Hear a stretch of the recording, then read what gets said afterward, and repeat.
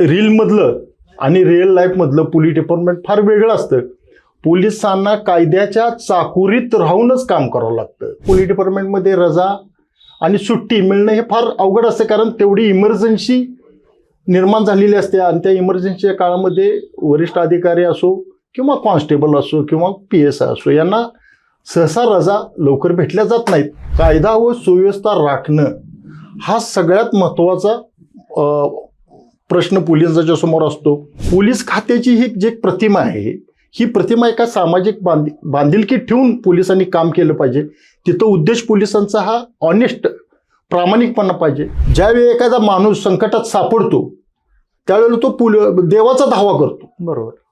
देव मग नंतर तो पोलिसांचा धावा करतो. पोलीस पोलीस म्हणून ओरडतो. त्यावेळी पोलीस होतो आणि त्याला त्या संकटातून दूर करतो. आम्ही पाहतो पोलिसांवरती हल्ले होतात. चालता चालता कोणीतरी पोलिसांवरती गाडी घालतंय. कायदा बनवला गेला आहे, कायदा आहे. पोलिसांना देखील वरून हे असतं की दंडात्मक कारवाई किती झाली, काय केली, हे करावं लागतं.